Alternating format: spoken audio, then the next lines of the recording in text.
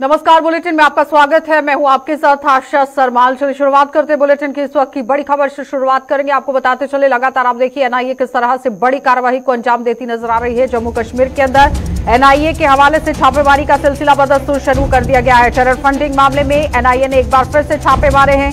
जम्मू, सांबा, कठुआ और डोडा में बड़ी कार्रवाई को अंजाम दिया गया है और गिरफ्तार लश्कर आतंकियों से पूछताछ के आधार पर यह बड़ी कार्रवाई की जा रही है। जुलाई महीने में भी पुलिस ने लश्कर के टेरर मॉड्यूल का यहां भांडाफोड़ किया था। डोडा और जम्मू में कई इलाकों में आप देखिए किस तरह से यहां पर एजेंसी की तरफ से चप्पे चप्पे की तलाशी की जा रही है। छापेमारी का सिलसिला शुरू कर दिया गया है। इससे पहले सोमवार को भी राष्ट्रीय जांच एजेंसी ने छापेमारी की थी और सुरक्षा बल भी वहां पर मौजूद रहे थे। लेकिन आज भी आप देखिए किस तरह से एक बड़ी घटना को अंजाम यहां पर देने की अगर कोशिश होती है तो उस पर किस तरह से मुहर लगाई जाती है। सुरक्षा बल पूरी तरह से कमर कसे हुए होते हैं। लेकिन इस वक्त बड़ी अपडेट जम्मू कश्मीर से देखने को मिल रही है, जहां पर जम्मू संभाग की बात करें तो टेरर फंडिंग मामले में एनआईए ने एक बार फिर से छापेमारी का सिलसिला शुरू कर दिया है। जम्मू के सांबा, कठुआ और डोडा में भी कार्रवाई को अंजाम दिया गया है और जम्मू के अंदर भी बड़ी कार्रवाई को अंजाम दिया गया। जुलाई महीने में पुलिस ने लश्कर के टेरर मॉड्यूल का भांडाफोड़ किया था। गिरफ्तार किए गए लश्कर आतंकियों से पूरी तरह से पूछताछ चल रही थी और इसी आधार पर इस बड़ी कार्रवाई को अंजाम दिया गया है।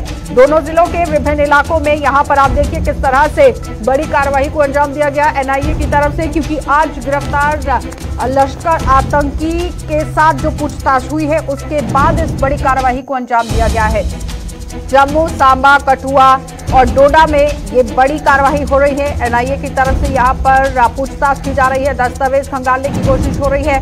भारी पुलिस बल इन इलाकों के अंदर तैनात किया गया है और उसके बाद एनआईए की टीम ग्राउंड पर पहुंचती है और जगह जगह की छापेमारी यहाँ पर शुरू कर दी गई। टेरर फंडिंग मामले में एनआईए ने एक बड़ी कार्रवाई को जम्मू संभाग के अंदर अंजाम दिया है, जिसमें जम्मू, सांबा, कठुआ और डोडा में किस तरह से कार्रवाइयां की गई हैं साफ तस्वीरों में आप देख सकते हैं। कठुआ की तस्वीर आपको दिखा रहे हैं, जम्मू की तस्वीर आपको दिखा रहे हैं, जहां पर किस तरह से इस घर के अंदर एनआईए की टीम जम्मू के अंदर पहुंचती है, पूरी तरह दस्तावेज खंगालने की कोशिश होती है। और साथ ही जिला कठुआ की बात करें तो वहां पर भी आप देखिए किस तरह से दूरदराज का इलाका है, लेकिन एक घर के अंदर दबिश यहां एनआईए की तरफ से दे दी गई है। इसी खबर पर ज्यादा जानकारी के लिए हमारे संवाददाता रंजीव जुड़ चुके हैं हीरानगर से, क्योंकि कठुआ के अंदर भी ये बड़ी कार्रवाई सामने आई है। तो रंजीव, आपसे जानना चाहेंगे क्या कुछ कार्रवाई वहां पर की गई है, क्योंकि छापेमारी का सिलसिला बदस्तूर जारी रखा गया था। बता दूं कि यहाँ पे भी एनआईए ने कोई 3 जगहों पे रेड की है। सीमांत इलाका है, यहाँ पर से ही एनआईए की टीम ने 3 अलग-अलग दस्ते बनाए और बीएसएफ भी उनके साथ थी और टीम को अभियान चलाया है और बाग नाले के पुल के पास वहाँ पे चलाया गया अभियान और करीब 3 घंटे तक यहाँ पे रही एनआईए की टीम और टेरर फंडिंग के मामले को लेकर ये सारी रेड यहाँ पे डाली गई। अच्छा, आपको यहाँ पे ये भी बताना जरूरी है कि गत मई माह में भी यहाँ से इसी इलाके के 3-4 लोगों को एनआईए ने उठाया हुआ था, जिसकी बात में आईजी साहब ने जम्मू में प्रेस कॉन्फ्रेंस भी की थी। तो आपको बता दूं कि यहाँ पर ड्रोन्स का भी काफी बोलबाला हो चुका है। पिछली रात भी इसी इलाके में अंतेतक गांव में ड्रोन की हरकत को देखने के बाद भी पुलिस में काफी सतर्क हो गई थी। तो जी, आपसे जानना चाहेंगे कि जिस तरह से हीरानगर के अंदर भी छापेमारी का सिलसिला बदस्तूर जारी रखा गया था, क्या कोई दस्तावेज उठाए गए वहां से, कोई उपकरण वहां से उठाए गए हैं जिन्हें खंगालने की कोशिश की जाए एनआईए की तरफ से? मैं आपको बता दूं, एनआईए सूत्रों से मिली जानकारी के मुताबिक जिन लोगों की तलाश में वो आज आए थे उनको शायद इसकी भनक लगी होगी, जहाँ कोई जम्मू से कोई हरकत आई होगी, क्योंकि रात को भी ड्रोन आया था, सुरक्षा बल आए थे, वो लोग वहां से निकल चुके थे और भाग चुके थे। लेकिन एनआईए की टीम ने यहाँ पे जाल बिछा के रखा हुआ है। स्थानीय एजेंसियां भी जो है चौकस हो चुकी है। तो अच्छा, मैं बताऊं कि ऐसा हीरानगर का इलाका जो है ये सीमांत पे इलाका है और साथ में पंजाब की सीमा लगती है, तो टेररिस्ट हरकतें भी यहाँ से होती रहती हैं। अभी पिछले दिनों ही यहाँ पे पहले भी 2-3 अटैक्स हो चुके हैं इसी इलाके से, जो मिलिटेंट देश के अंदर घुसे थे। ठीक है, आपके पास एक बार फिर लौटूंगी, लेकिन रितिका ने भी ज्वाइन किया है। रितिका, जम्मू के अंदर जो छापेमारी का सिलसिला शुरू हो चुका है, क्या कोई गिरफ्तारी हुई है? किस तरह से कार्रवाई वहां पर की गई?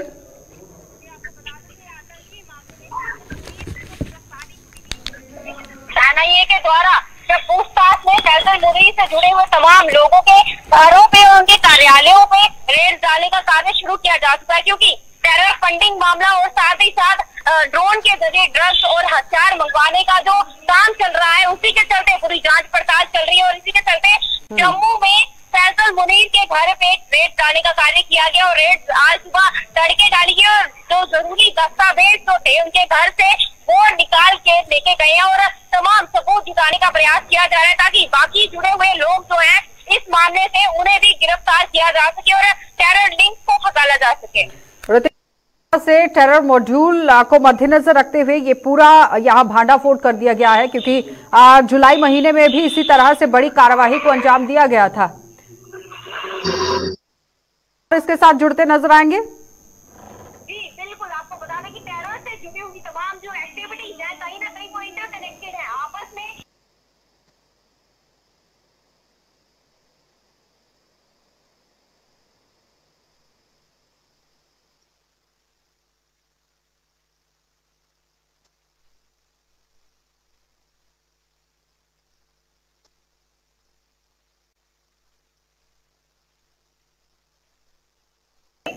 ठीक है ऋतिका, फिलहाल बहुत बहुत धन्यवाद रंजीव आपका भी और ऋतिका आपका भी जुड़ने के लिए। लेकिन फिलहाल आप देखिए किस तरह से एनआईए की तरफ से एक बड़ी कार्रवाई को अंजाम दिया गया है जम्मू, कठुआ और सांबा के अंदर, क्योंकि हीरानगर सेक्टर की बात करें तो कहीं ना कहीं यहाँ पर पाकिस्तान के साथ भी तार वहां पर जुड़ते हुए नजर आ रहे हैं। लेकिन इस बीच में एनआईए की तरफ से एक बड़ी कार्रवाई को अंजाम दिया है अलग अलग जिलों के अंदर। अब किस तरह से पिक्चर देखने को मिलेगी ये देखने वाली बात है। आगे बढ़ जाएंगे, अब आपको लिए चलेंगे सीधा श्रीनगर और श्रीनगर से आपको दिखाएंगे कि किस तरह से नेशनल कॉन्फ्रेंस भी अब यहाँ पर प्रेस कॉन्फ्रेंस करती हुई नजर आ रही है, क्योंकि कल हृदय कुमार की तरफ से एक बड़ा ट्वीट यहां पर सामने रखा गया कि 25 लाख वोटर्स को जोड़ा जाएगा। लेकिन इस बीच में आपने देखा महबूबा मुफ्ती ने भी किस तरह से यहां पर अपना पक्ष सामने रखा है। लेकिन उसके साथ साथ अगर बात की जाए या नेशनल कॉन्फ्रेंस की, तो आज नेशनल कॉन्फ्रेंस भी पूरी तरह से सक्रिय मोड पर नजर आ रही है। और अब देखना यह होगा कि प्रेस कॉन्फ्रेंस में नेशनल कॉन्फ्रेंस किस तरह से अपनी बयानबाजी जो है वो सामने रखेगी, क्योंकि 25 लाख वोटर्स को जोड़ने का ऐलान सामने रखा गया है। अब हर कोई यहां कश्मकश के माहौल में जीता हुआ नजर आ रहा है, क्योंकि सबसे ज्यादा खामियाजा यहां पर राजनीतिक जितने भी लोग हैं उन्हें भुगतना पड़ सकता है, विपक्षी पार्टियां जितनी भी हैं उन्हें भुगतना पड़ सकता है, क्योंकि वोटरों की तादाद जिस तरह से बढ़ती हुई बताई गई है, एक अंदाजा लगाया गया है कि बढ़ाया जा सकता है इस पूरे आंकड़े को। लेकिन किस तरह से बढ़ाया जाएगा, अब यहां विपक्षी पार्टियां जो हैं वो इस पर कटाक्ष करती हुई नजर आ रही हैं। लेकिन इस बीच में आप देखिए किस तरह से अब नेशनल कॉन्फ्रेंस की तरफ से प्रेस कॉन्फ्रेंस भी यहां की जाएगी। आगे बढ़ जाएंगे, अब आपको एक और बड़ी खबर से रूबरू करवा देते हैं। जिला सांबा आपको लिए चलेंगे और सांबा से अब आपको दिखाएंगे कि किस तरह से यहाँ बड़ी खबर जो है वो देखने को मिल रही है। जिला सांबा के अंदर आपको बताते चले कि जम्मू के अंदर तो एनआईए को लेकर काम चल रहा है, लेकिन इस बीच में यहाँ सांबा से भी खबर सामने आ रही है। सांबा में 114 से ज्यादा मवेशी यहाँ पर लंपी स्किन की चपेट में आ गए हैं। और साथ ही साथ आपको ये बताते चले कि जिले के सीमावर्ती इलाकों में भी इसी तरह से बीमारी का असर देखा गया है। पशुपालन विभाग का अमले ने प्रभावित इलाकों में डेरा जो है वो जमा लिया है। अब देखना ये होगा कि पशुपालन विभाग जो है वो किस तरह से कार्रवाई को अंजाम देगा, क्योंकि एक का बड़ी अपडेट जिला सांबा से सामने आ रही है, जहां पर जम्मू के बाद सांबा में भी अब लंपी स्किन बीमारी का कहर देखा गया है। और सांबा में 1400 से भी ज्यादा मवेशी यहां लंपी स्किन की चपेट में हैं और जिले के सीमावर्ती इलाकों में भी यहां इस बीमारी का असर देखा जा रहा है। और पशुपालन विभाग इस पर किस तरह से काम कर रहा है, आपको बताते चले कि यहाँ पशुपालन विभाग का जो अमला है वो पूरी तरह से डेरा जमाए हुए हैं और आम जनता की मदद करने की कोशिश की जा रही है। लेकिन इस बीच में किस तरह से डॉक्टर्स वहां पर पहुंचे हुए हैं और कैसे वो लाभ यहां आम जनता को पहुंचाया जा रहा है, इस पर अब मंथन करना बहुत जरूरी है कि किस तरह अब यहां इस बीमारी से निजात पाई जाए। और जो यहाँ पशुपालन विभाग के लोग हैं वो कार्रवाई को अंजाम दे रहे हैं। बताया जा रहा है कि प्रभावित इलाकों के अंदर इन्होंने डेरा जमाया हुआ है। और पूरी तरह आपको बताते चले कि आपको ये बताना बहुत जरूरी है कि जिला सांबा के अंदर किस तरह से कार्रवाई को अंजाम दिया जा रहा है।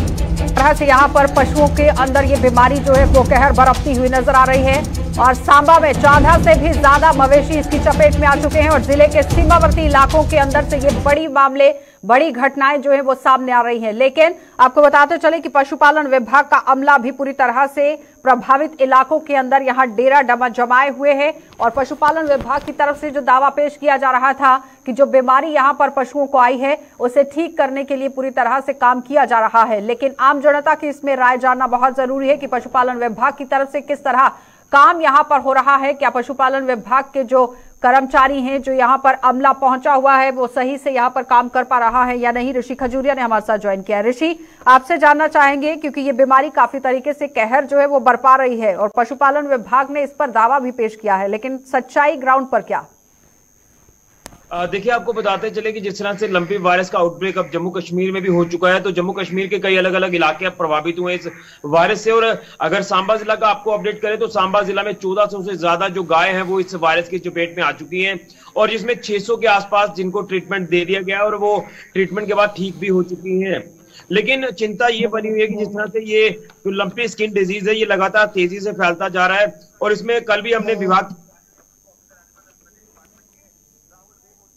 की कोशिश की तो उन्होंने भी ये साफ तौर पर कहा कि कहीं ना कहीं ये जो वायरस लगातार तेजी से फैलता जा रहा है ये चिंता का विषय बना हुआ है। लेकिन हमारी जो टीम है वो लगातार यहाँ पर काम कर रही है और काम करने के साथ तमाम लोगों को अवेयर किया जा रहा है। जो लोग यहाँ पर जिनके पास गाय वगैरह है, जिनके पास भैंसे हैं और जैसे ही पता चलता है कि ये जो स्किन के ऊपर जो लम्प्स बन रहे हैं तो लम्प्स जैसे ही बन रहे हैं वो तमाम इनके साथ टाइप कर रहे हैं तो डॉक्टर्स की टीमें यहाँ मौके पर पहुंच रही है और उसके बाद इलाज जो वो दिया जा रहा है। लेकिन उन्होंने ये साफ तौर पर कहा कि जितना से बॉर्डर के इलाके देखते हैं, जिला सांबा के रामगढ़ का इलाका हो, राजपुरा सेक्टर हो, तमाम बॉर्डर के इलाके जो वो ज्यादा प्रभावित हुए हैं और उन्होंने कहा कि पैनिक वाली बात नहीं है। हालांकि ये जो बीमारी ज्यादा तेजी से फैल रही है इसका धीरे धीरे इलाज आना भी शुरू हो जाएगा।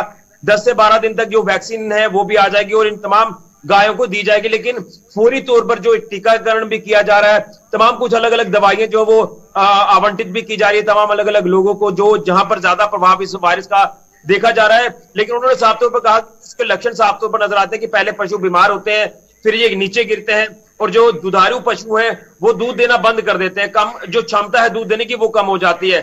उसके बाद जब ये लम्प्स बनते हैं, कईयों में लम्प्स बने रहते हैं, लम्प्स जाते हैं, जब फट जाते हैं तो उससे ज्यादा बीमारी फैलने का खतरा रहता है। और उन्होंने ये भी बताया कि और मच्छर से ये वायरस जो है वो तेजी से फैल रहा है, इसकी रोकथाम के लिए लगातार जो दवाइयां हैं वो भी दी जा रही हैं। लेकर क्या कोई इंजेक्शन यहाँ पर जानवरों को लगाए जा रहे हैं या किस तरह से इलाज हो रहा है? अगर इंजेक्शन लगाए जा रहे हैं तो पहले इस पर क्यों नहीं इंजेक्शन जो है वो लगाए गए, क्योंकि सतर्कता बरतना बहुत जरूरी था। देखिए, बिल्कुल आपको बता दूं कि जो विभाग के अधिकारियों ने कहा, उन्होंने ये कहा कि अभी सपोर्टिव ट्रीटमेंट दिया जा रहा है, यानी सपोर्टिव मतलब कि मौके के ऊपर जो इलाज दिया जा रहा है कि किसी तरह से ये जख्म जो है भर जाए, ये वायरस जो है वो थोड़ा सा कम हो जाए। लेकिन इसका जो एक्चुअल इलाज है वो तभी होगा जब 10 से 12 दिन के बाद बेंगलोर से एक जो वैक्सीन जो पूरे देश में बांटी जाएगी, तमाम गायों को वैक्सीनेशन दी जाएगी। लेकिन उससे पहले फौरी तौर पर जो इलाज है वो सपोर्टिव ट्रीटमेंट दिया जा रहा है, जिसमें कुछ दवाइयां भी जिक्र किया जा रहा है और कुछ इंजेक्शन का भी जिक्र किया जा रहा है। और ये वायरस जो ट्रांसमिट हो रहा है, जैसे कोरोना का वायरस आपने देखा था एक व्यक्ति से दूसरे में वो ट्रांसमिट हो रहा था, ये भी वायरस जो है ये एक पशु से दूसरे पशु में ट्रांसमिट हो रहा है और ये कहीं ना कहीं मक्खी और मच्छर से फैलने से जो है वो ट्रांसमिट हो रहा है। इसको लेकर 10 से 12 दिन में जो वैक्सीनेशन है ये आ जाएगी। लेकिन सांबा जिला भी अब इस वायरस से प्रभावित होता हुआ नजर आ रहा है। जिस तरह से ये 1400 के आसपास तमाम गाय जो भैंसे हैं यहाँ जिला सांबा में भी इस लंपी वायरस की चपेट में आ गई है। लेकिन एडमिनिस्ट्रेशन ने हेल्पलाइन नंबर्स भी जारी कर दिया कि अगर किसी को कोई दिक्कत परेशानी आ रही है किसी किसान को, तो वो हेल्पलाइन नंबर्स पर कांटेक्ट कर सकता है। तमाम डॉक्टर्स की टीमें जो है वो अलग अलग एरियाज में पहुंचेंगी, आधा घंटा लेट पहुंचेगी लेकिन पहुंचेंगी जरूर और पूरा इलाज जो है वो इन तमाम हेल्पलाइन नंबर अगर साथ में है ऋषि तो वो बताना चाहेंगे दर्शकों को, क्योंकि दर्शक आपको इस वक्त सुन रहे हैं, जिन्हें मदद चाहिए वो ले सकते हैं। देखिए, बिल्कुल 1962 एक हेल्पलाइन नंबर है जो जिला प्रशासन सांबा ने जारी किया है, जो एनिमल हस्बेंड्री डिपार्टमेंट ने जारी किया है। और अगर आप जम्मू कश्मीर के किसी भी हिस्से से ताल्लुक रखते हैं, अगर 1962 पर आप टाई अप करते हैं तो आपको आपके कंसर्न जिला से भी आपका जो कॉल है वो ट्रांसफर हो जाएगा और उसके बाद आपको पूरी विस्तार से जानकारी दी जाएगी ताकि आप में भी ज्यादा अवेयरनेस फैल जाए और लोगों में जो डर है, एक भय बना हुआ है कि उनके दुधारू पशु लगातार इस वायरस की यहाँ पर मरते हुए दिखाई दे रहे हैं। लेकिन आशा, मैं आपको बताता चलूं कि यहाँ पर एक राहत की बात यह है कि जिला सांबा में जो 1400 संदिग्ध केसेस बताए जा रहे हैं, उसमें डेथ रेट नहीं है, यानी कोई भी डेथ अभी रिपोर्ट नहीं हुई है। और 600 जो है ये अंडर ट्रीटमेंट है, जिनको ट्रीटमेंट के बाद ठीक भी कर दिया गया है। बीमारी फैल रही है, लेकिन इसका इलाज मुझे लगता है कि आने वाले दिनों में जल्द मतलब कि सफाई रखना बहुत जरूरी है, सतर्कता बरतना बहुत जरूरी है। और अगर पहले ही इस तरह से सिम्टम कोई दिखता है जानवर के अंदर तो कांटेक्ट करना बहुत जरूरी है। 1962 पर कॉल करना बहुत जरूरी है। बहुत बहुत धन्यवाद ऋषि, जुड़ने के लिए। एनिमल हस्बेंड्री डिपार्टमेंट की तरफ से एक नंबर जारी किया गया है जिस पर आप कॉल कर सकते हैं और मदद ले सकते हैं। लेकिन उससे पहले आप देखिए, घर के अंदर भी साफ सफाई रखना बहुत जरूरी है, क्योंकि मच्छर काटने की वजह से भी ये बीमारी बताया जा रहा है कि फैल रही है और एक पशु से दूसरे पशु में भी फैलती हुई नजर आ रही है, जिसमें सतर्कता बरतना आप किसानों को बहुत जरूरी है। आगे बढ़ जाएंगे, अब आपको एक और बड़ी खबर से रूबरू करवाते चले। कश्मीर आपको लिए चलेंगे, जहां पर आप देखिए सेब कारोबारी जो है वो कहीं ना कहीं परेशानी के दौर से गुजरते हुए नजर आ रहे हैं। इस वक्त की बड़ी अपडेट, यहाँ बिजबिहाड़ा की एप्पल वैली में सेब कारोबारियों का कारोबार पूरी तरह से ठप हो गया है। होटल कारोबारी भी यहाँ आप देखिए किस तरह से कशमकश के माहौल में जाते हुए नजर आ रहे हैं और यहाँ कारोबारी पूरी तरह पर्यटकों की राह देख रहे हैं और पर्यटकों को आवाजाही पर जिस तरह से यहाँ पर रोक का कारण बनना हुआ है, उस पर एलजी प्रशासन ने राहत देने की भी बात पहले कही थी। लेकिन कारोबारी अब फिर से अपनी मांग सामने रख रहे हैं कि उन्हें राहत यहाँ पर दी जाए, क्योंकि पर्यटक नहीं पहुंच रहे हैं, जिसका खामियाजा कारोबारियों को भुगतना पड़ रहा है। एप्पल वैली में भी कारोबारियों का काम जो है वो बिल्कुल ठप पड़ा हुआ है और जिसकी वजह से कारोबारियों को काफी परेशानियां श्रीनगर के बिजबिहाड़ा इलाके के अंदर पेश आ रही हैं। क्योंकि पूरे कश्मीर घाटी की अगर बात करें तो सेब का कारोबार काफी तरीके से चलता है, लेकिन अगर वो ठप हो रहा है तो कहीं ना कहीं आघात जो है वो कारोबारियों को यहाँ पर झेलना पड़ रहा है। होटल कारोबारी भी अब पर्यटकों की राह देख रहे हैं, क्योंकि होटल भी अब यहाँ सूने पड़े हुए हैं। यानी कुल मिलाकर ये कहा जा सकता है कि टूरिस्ट नहीं पहुंचने का खामियाजा कश्मीर के अंदर कारोबारियों को भुगतना पड़ रहा है। पहले भी कोरोना काल के दौरान इसी तरह से परेशानी का सामना करना पड़ा, लेकिन इस बीच में अमरनाथ यात्रा जब शुरू हुई है उस वक्त राहत की सांस जरूर, लेकिन एक बार फिर से होटल कारोबारियों को परेशानी का सामना और सेब कारोबारियों को भी परेशानियों का सामना करना पड़ रहा है। पर्यटकों को आवाजाही पर जिस तरह से यहाँ पर रोक लगाई गई है एक बड़ा कारण बताया गया है, लेकिन इस बीच में आप देखिए जब पर्यटक यहाँ नहीं पहुंच रहे हैं तो कारोबार पूरी तरह से ठप होता हुआ नजर आ रहा है और एलजी प्रशासन से कारोबारियों ने अब यहाँ राहत देने की मांग कर दी है। वो साफ तौर पर अपील कर रहे हैं कि जल्द से जल्द कोई एक ऐसा रास्ता निकाला जाए जिसमें कारोबार पूरी तरह पटरी पर लौट सके। लेकिन क्या कुछ कहना है इस पर कारोबारियों का, वो आपको दिखा देते हैं। उसके बाद दिखा देते हैं ग्राउंड जीरो पर हमारे संवाददाता इरफान फाजिल भी पहुंचे हुए थे, उनका क्या कुछ कहना है वो भी देखिए जरा।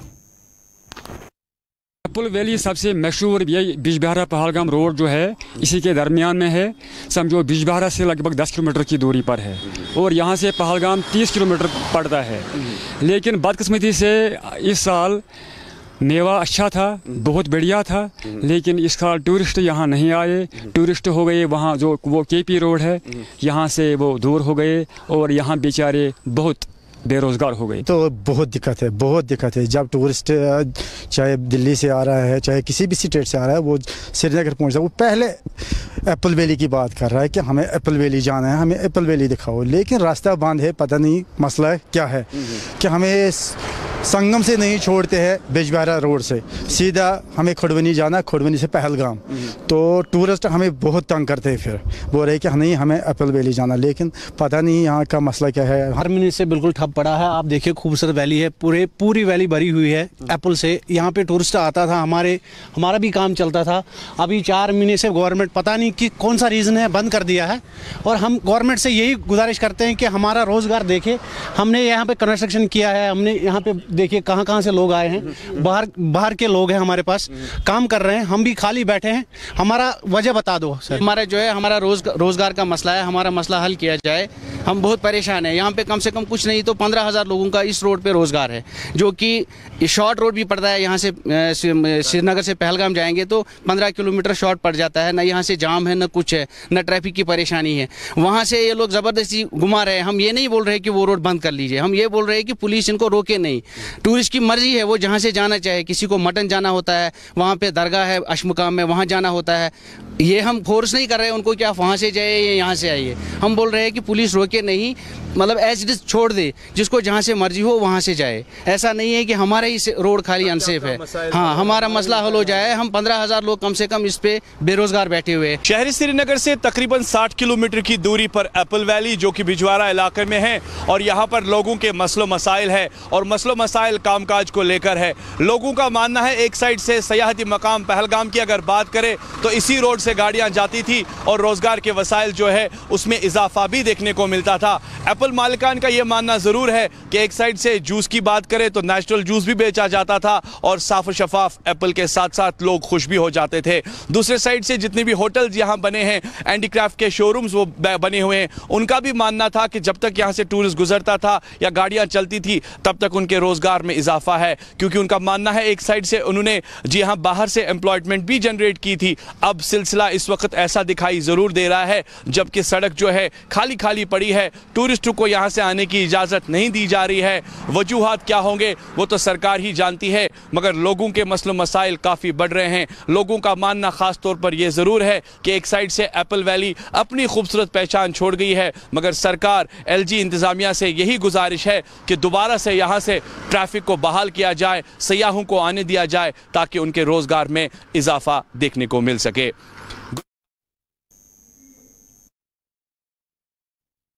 चलिए, तो फिलहाल आपने देखा कि इरफान ग्राउंड जीरो पर पहुंचे हुए थे, जो बता रहे हैं कि किस तरह से एप्पल वैली की ओर जो रास्ता जाता है उसे बंद कर दिया गया है पर्यटकों के लिए, और कारोबारियों को भी काफी परेशानियां हो रही हैं। होटल का जो कारोबार करते हैं उन्हें भी परेशानी हो रही है। तो एलजी प्रशासन से मांग की गई है कि इस रास्ते को खोला जाए। आगे बढ़ जाएंगे। पाकिस्तान की गोलाबारी से बचने के लिए केंद्र सरकार ने जम्मू कश्मीर के सीमावर्ती इलाकों में बंकरों का निर्माण किया था, जिन पर करोड़ों रुपए खर्च किए गए थे, लेकिन रही सही देखरेख न होने की वजह से आज भी ये बंकर अपनी हालत पर आंसू बहा रहे हैं। बंकरों की खस्ता हालत को लेकर मेंढर में यहां एलओसी के साथ सटे इलाके में रहने वाले लोगों में भारी रोष है। उन्होंने बंकरों की गुणवत्ता पर सवाल उठाते हुए सरकार से निर्माण कार्य की जांच कराने की मांग कर दी। तो लोगों के मुताबिक यहां बंकरों पर इन काम को कराना बहुत जरूरी था। बंकर पर आप देख सकते हैं किस तरह से बड़ी बड़ी घास जो है वो उग चुकी है, पानी यहां पर जमा हो चुका है और इनके रखरखाव को लेकर कोई व्यवस्था नहीं की गई है। जैसे कि हम तहसील के बीच में खड़े हैं, जैसे सरकार के नाक के नीचे ये सब कुछ हो रहा है। देखो इन बैंकरों की हालत, इनके अंदर पानी घुसा हुआ है, ना लाइट है ना कुछ है। सीज फायर वायलेशन के बाद ये बैंकर बने थे, लेकिन मैं बड़े दुख के साथ ये बात कहनी पड़ रही है कि इन बैंकरों के ऊपर जो है, बैंकरों के अंदर कोई चला जाए अगर तो सीज फायर तो बंद है, फायर से तो मरने की दूर की बात है, लेकिन बैंकर के अंदर जाएगा तो वो जिंदा वापस नहीं आएगा। मैं इसलिए सरकार से ये अपील करता हूँ कि इन बैंकरों की इंक्वायरी की जाए। इस पूरी तहसील के अंदर, बालाकोट के अंदर हर जगह जो है बैंकर बने, लेकिन कुछ बैंकरों को छोड़ के, अभी हॉस्पिटल में एक दिन में गया, उधर भी बैंकर के अंदर पानी भरा हुआ है। अभी हम बिल्कुल तहसील के सामने खड़े हैं, मेरे पीछे बैंकर आपको दिख रहा होगा, इस बैंकर के अंदर भी पानी भरा हुआ है। मेरी ये जोरदार अपील अपनी सरकार से रहेगी कि इन बैंकरों के जो काम करवाया है इसके ऊपर इंक्वायरी की जाए। सरकार ने बहुत कुछ दिया, लेकिन ये पैसा कहाँ गया, ये किस फंड में इन्होंने लगाया, क्या किया, ये बहुत घोटाला हुआ है। इसलिए मैं सरकार से ये अपील करता हूँ इसका इंक्वायरी जल्द से जल्द की जाए। बताना चाहता हूँ कि पूरी हमारी तहसील मेंढर के अंदर जो भी बैंकर बने हुए हैं, क्या वो तहसील ऑफिस के अंदर बना हुआ है, पुलिस स्टेशन के अंदर बना हुआ है, बॉर्डरों के ऊपर बैंकर बना हुआ है, मैं कहता हूँ आपसे कि एक बैंकर मुझे ऐसा बता दो कि कोई बैंकर भी हो जो अंदर से साफ हो।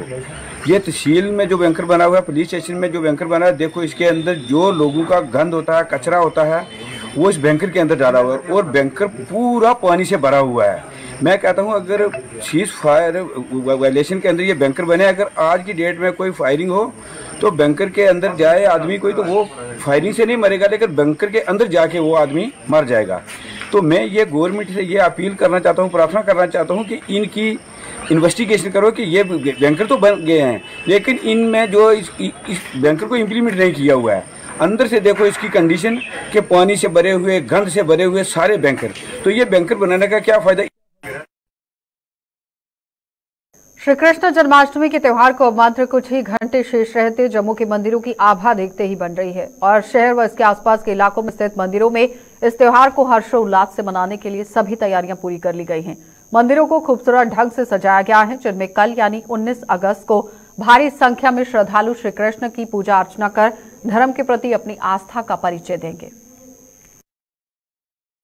देखिए, हमारे जम्मू के अंदर हर मंदिर को बड़ी धूमधाम से सजाया जा रहा है। आज प्रत्येक मंदिर में लाइटिंग की व्यवस्था की जा रही है और इसके अलावा जो है मंदिरों की जो मूर्तियां हैं उनको भी साफ़ सुथरा किया जा रहा है। वस्त्र नए नए पहनाए जा रहे हैं और मंदिरों को धोया धुलाया जा रहा है। और इस तरह से जम्मू में जितने भी मंदिर हैं उनको बड़ी अच्छी तरह से सजाया संभाला जा रहा है। लाइटों की व्यवस्था की जा रही है और हम ये उम्मीद करते हैं कि इस बार जो है जन्माष्टमी का त्यौहार बड़ी धूमधाम से सभी लोग मनाएंगे और इस प्रोग्राम में सभी समयानुसार सभी शामिल होंगे। इस तरह से ये त्यौहार जो है बड़ी धूमधाम से मनाया जा रहा है। हमारे मंदिर में भी कल जन्माष्टमी का त्यौहार जो है धूमधाम से मनाया जा रहा है। शाम को 7 से 9 बजे तक जहाँ भंडारे की व्यवस्था की गई है और उसके बाद 12 बजे तक जहाँ भजन कीर्तन होगा, 12 बजे भगवान का प्रागट्य और मंगल आरती होगी। भजन संध्या का भी सायंकालीन प्रोग्राम रखा गया है। तो इस तरह से प्रत्येक मंदिर को बड़ी धूमधाम से सजाया गया है और सारे मंदिरों में अच्छी तरह से व्यवस्था की जा रही है। इस वक्त मंदिर में सब तैयारियाँ चल रही हैं। जन्माष्टमी उपलक्ष्य में तो लाइटें लग रही हैं, और भी इंतजाम हो रहे हैं, सब कुछ हो रहा है। तो जन्माष्टमी विश्व में मनाई जाती है, पूरे विश्व में मनाई जाती है। जम्मू के सब मंदिरों में तैयारी हो रही है। कल पुरानी मंडी में देखा था, वहाँ भी तैयारी हो रही है।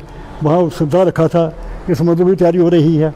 तो भगवान कृष्ण जी की जो जन्माष्टमी है ये पूरे विश्व में मनाई जाती है। हम भगवान से प्रार्थना करते हैं कि विश्व को शांति दें, विश्व का कल्याण करें और विश्व में शांति बने रहे। चलिए, बुलेटिन में फिलहाल इतना ही। देश और दुनिया की खबरों के लिए आप बने रहिए गुलिस्तान न्यूज के साथ।